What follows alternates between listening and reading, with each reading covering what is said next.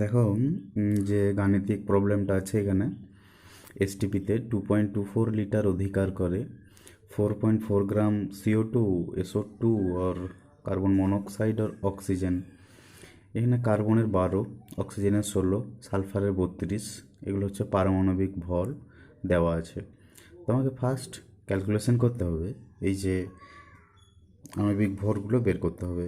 CO2 আণবিক ভর হচ্ছে মলিকিউলার ওয়েট অফ CO2 হচ্ছে 44। দেখো এগুলো 12 ইন্টু 12 প্লাস 2 ইন্টু 16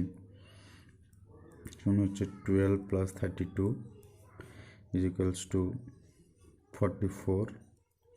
আচ্ছা, মলিকিউলার ওয়েট অফ SO2 হচ্ছে, সালফারটা ধরে দেওয়া আছে 32 প্লাস 2 ইন্টু অক্সিজেন আছে দুটো, তাহলে হচ্ছে 32 প্লাস 32 is equals to 64.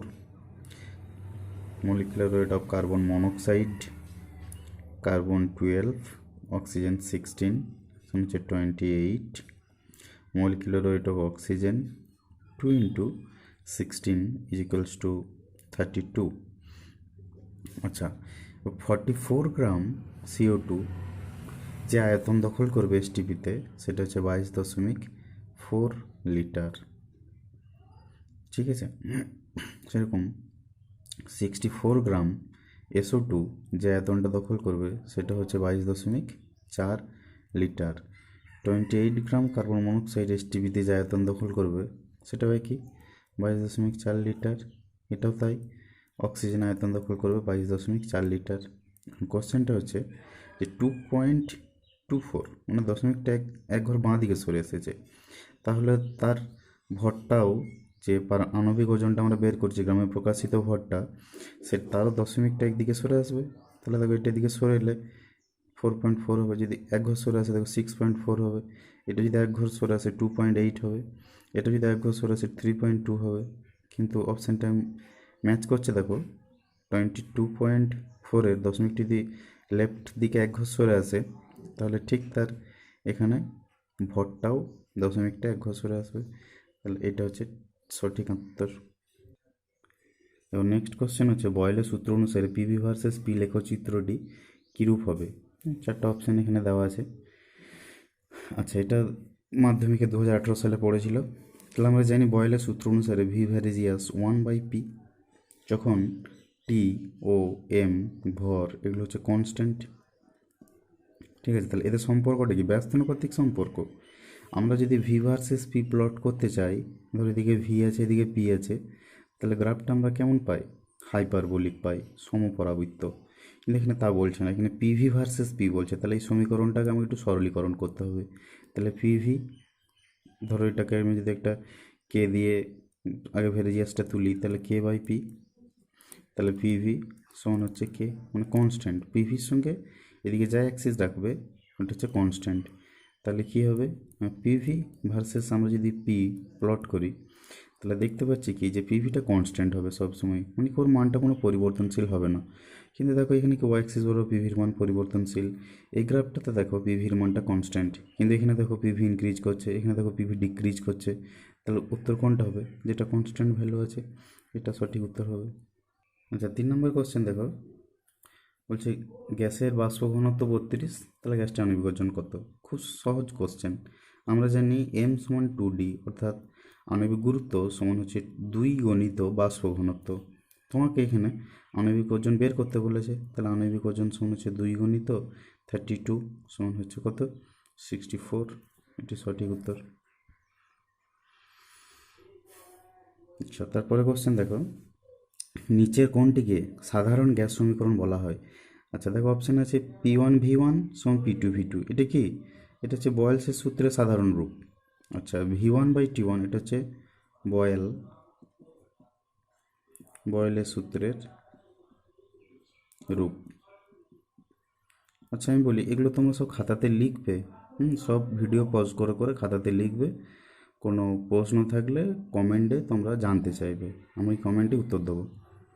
আচ্ছা, তারপর দেখো, এই যে এই সমীকরণটা V1/T1 সমান V2/T2, এটা কি বয়েলস, এটা চার্লসের সূত্রের রূপ। চার্লসের সূত্রের রূপ। আমাদেরকে জানতে চাইছি কি সাধারণ গ্যাস সমীকরণ। আচ্ছা, PV=NRT। আচ্ছা, এটাই তো সাধারণ সমীকরণ, গ্যাসের সাধারণ সমীকরণ বা আদর্শ গ্যাসের সমীকরণ বা অবস্থার সমীকরণ, বা যদি বলা হয় আদর্শ গ্যাসের সমীকরণ, আদর্শ গ্যাসের সমীকরণ তাও হবে। আচ্ছা, এটা কি? এটা হচ্ছে গেলুসাকের চাপের সূত্র, P1/T1 P2/T2। গেলুসাকের চাপের সমীকরণ মনে থাকবে। তাহলে উত্তর কোনটা হলো? এটা 4টা সমীকরণই তোমাদের রিভাইজ হয়ে গেল। দেখো বলছে, সর্বজনীন গ্যাস ধ্রুবক আর এর মান নির্ভর করে গ্যাসের উষ্ণতার উপর, গ্যাসের প্রকৃতির ওপর, অণুর মোল সংখ্যার উপর বা মৌল অণু সংখ্যার উপর, ওপরে কোনোটির ওপরও নয়। আচ্ছা দেখ, সার্বজনীন গ্যাস ধ্রুবক, এটা তো ধ্রুবক, এটা তাহলে কোনো গ্যাসের উপর নির্ভরশীল হবে? যে কোনো গ্যাসের ক্ষেত্রে এর মানটা ফিক্সড। সেটা বিভিন্ন এককে আছে। আমরা যেমন ধরো যদি বলি এসআই এককটা 8.314 joule, mole inverse, kelvin inverse. সেরকম যদি ধরি বলে আমরা আর্গে লিখবো, তাহলে 8.314 into 10⁻7 erg, mole inverse, kelvin inverse. আচ্ছা, যদি বলা হয় লিটার এটিএম বলবো 0.082 litre atm, mole inverse, kelvin. ভ্যালুগুলো তোমাদেরকে মনে রাখতে হবে এমসিকিউ এর জন্য, মোল ইনভার্স, কেলভিন ইনভার্স। যদি বলা হয় 1.97 calorie, mole inverse, kelvin inverse. তাহলে সঠিক উত্তর কোনটির উপর নির্ভরশীল নয়? এগুলো ইউনিভার্সাল কনস্ট্যান্ট। আচ্ছা, এবার শুষ্ক বায়ু হচ্ছে আর্দ্র বায়ু, হালকা ভারী, কখনো ভারী কখনো হালকা, না ভারী নয় আবার হালকাও নয়। আচ্ছা, শুষ্ক বায়ুর মধ্যে কি থাকে? বাতাসে নাইট্রোজেনের পরিমাণটা বেশি থাকে। আর্দ্র বায়ুর মধ্যে কি থাকে? জলীয় বাষ্পটা বেশি থাকে। আর্দ্র বায়ুর মধ্যে জলীয় বাষ্প থাকে, শুষ্ক বায়ুর মধ্যে কি থাকে? নাইট্রোজেন বেশি থাকে। তাহলে নাইট্রোজেনের আণবিক ওজন বা মলিকুলার ওয়েট কত? 2 × 14 সমান হচ্ছে 28। আর জলের কত মলিকুলার ওয়েট? জলের হচ্ছে 1 × 2 + 16 সমান হচ্ছে 18। তাহলে মলিকুলার ওয়েটটা বেশি কার? 28 শুষ্ক নাইট্রোজেনের, নাইট্রোজেন শুষ্ক বাতাসের। তাহলে কে হালকা হবে? হালকা হলে জলীয় বাষ্প বা আর্দ্রবায়ু, আর্দ্রবায়ুটা। তাহলে শুষ্ক বায়ু হচ্ছে আর্দ্রবায়ু, হালকা। নেক্সট দেখো, বলে আদর্শ গ্যাস সমীকরণ থেকে গ্যাসের আণবিক গুরুত্ব সংক্রান্ত সমীকরণটি। আচ্ছা, আমরা জানি আদর্শ গ্যাসের সমীকরণটা PV সমান nRT। এখানে P সমান হচ্ছে চাপ, V সমান গ্যাসের আয়তন, N সমান হচ্ছে মোল সংখ্যা, আর হচ্ছে সর্বজনীন গ্যাস ধ্রুবক, T হচ্ছে গ্যাসের উষ্ণতা। তাহলে N সমান কি W/m, আর T, ডাব্লুটা হচ্ছে গ্যাসের ভর, এটা হচ্ছে আণবিক ওজন। তাহলে আমরা দেখো এখানে করতে পারি কি, যে PV সমান হচ্ছে এটা হয়ে গেল। তাহলে আমরা এখানে P সমান করতে পারি এরকম, W/m, ভিটাকে নিচে নামাচ্ছি, আর টি যে ভর বাই আয়তন সমান হচ্ছে ঘনত্ব। তাহলে P সমান হচ্ছে D/RT/m, কারণ আমরা জানি D সমান হচ্ছে ঘনত্ব সমান কি ভর বাই আয়তন, W/v। আচ্ছা, তাহলে এখানে কী হলো, এমটাকে আমি যদি লেফট হ্যান্ড সাইডে নিয়ে যাই, তাহলে M সমান কী হচ্ছে DRT/P। এটা হচ্ছে সঠিক সমীকরণ। দেখো M সমান DRT/P।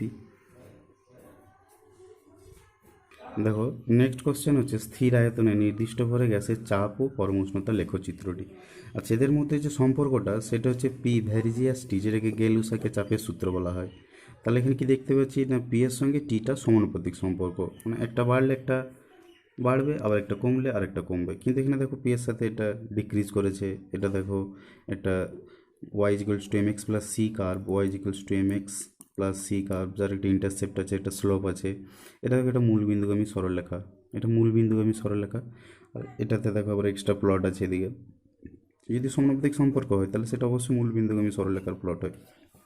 সঠিক অ্যান্সার এটি। দেখো দেখো স্থির চাপে নির্দিষ্ট ভরে গ্যাসের আয়তন ভি বনাম টি, উষ্ণতা লেখচিত্রটি কেমন হবে? তাহলে দেখো এটা মূল বিন্দুগামী সরলরেখা। দেখো আমি এগুলো এক্সট্রা তোমাদের বোঝার জন্য এঁকেছি যে অপশানটা এরকমও থাকতে পারে। মূল বিন্দুগামী সরলরেখা মানে কেমন হবে, জাস্ট এরকম প্লট হবে।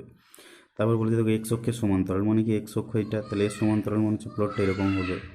আচ্ছা তা বলছে সরলরেখা কিন্তু মূল বিন্দুগামী নয়, তাহলে মূল বিন্দুগামী এটা, তাহলে সরলরেখা হবে কিন্তু মূল বিন্দুগামী নয়। এরকমও হতে পারে বা এরকমও হতে পারে, সরলরেখা কিন্তু মূল বিন্দুগামী নয়, যা খুশি প্লটটা হতে পারতো। আর এটা ছিল সমপরাবৃত্ত বা হাইপারবোলিক। এই কার্ভটা কেমন হবে, এরকম হবে। তাহলে কোনটা সঠিক উত্তর হবে? দেখো ভি ভার্সেস টি, এটা তো চার্লসের সূত্রের যে রূপটা কি জানি আমরা, ভিটি সমান হচ্ছে v zero into t by 273। তাহলে এই যে সমীকরণটা এখানে দেখছি কি y equals to m x plus c এর সঙ্গে একটা সমান আমরা ম্যাচ করতে পারি। ওয়াই এটা হচ্ছে এক্স, এটা হচ্ছে সি, একটা কনস্ট্যান্টটা সি, আর এখানে ধরো একটা স্লোপ আছে, একটা এক্স অ্যাক্সিস আছে। তাহলে ভি আর টি এটা হচ্ছে ওয়াই অ্যাক্সিস, এই টিটা হচ্ছে এক্স অ্যাক্সিস ধরো। তাহলে প্লটটা কেমন হবে? একটা সরলরেখা হবে কিন্তু মূল বিন্দুগামী হয় না, Y equals to X plus C কার্ভগুলো।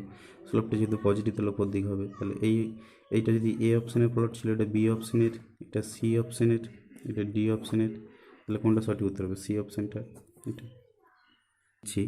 আচ্ছা এটার উত্তরটা তোমরা কমেন্ট বক্সে সব বলবে। স্থির চাপে নির্দিষ্ট ভরে ভি বনাম টি এর প্লটটা কেমন হবে, কোন অপশানটা সঠিক হবে? দেখে নাও একবার, সব স্টপ করে দেখে নেবে ভিডিওটা, স্টপ করে একবার দেখবে কোশ্চেনটা, তারপরে উত্তরটা কমেন্ট বক্সে লিখবে। বাস্তব গ্যাসগুলি আদর্শ গ্যাসের মতো আচরণ করে কোন কন্ডিশনে? যে ধরনের গ্যাস আছে, এটা বাস্তব গ্যাসের সমীকরণটা কি? আদর্শ গ্যাসের সমীকরণ হচ্ছে পিভি ইকুয়ালস টু এনআরটি, এটা হচ্ছে আইডিয়াল গ্যাস। আর যেটা রিয়েল গ্যাস বা বাস্তব গ্যাস, তার সমীকরণটা কেমন হয় না, P plus N square A by V square V minus N B equals to N R T. একটা সমীকরণের মধ্যে ডিফারেন্স আছে, হাই টেম্পারেচার এবং লো প্রেসার। হাই টেম্পারেচার এবং লো প্রেসারে বাস্তব গ্যাসগুলি, এই গ্যাসগুলি আইডিয়াল গ্যাসের মতো আচরণ করে। তখন কি হয় না, এই যে ভ্যালুটা, এই ভ্যালুটা নেগলিজেবল হয় হাই টেম্পারেচার এবং লো প্রেসারে। তো সঠিক উত্তর ওইটি। তোমরা একবার পড়াশোনা করো, কোশ্চেনগুলো বারবার প্র্যাকটিস করবে, খাতাতে লিখবে, ওই উত্তরটি কমেন্ট বক্সে জানাবে। Thank you.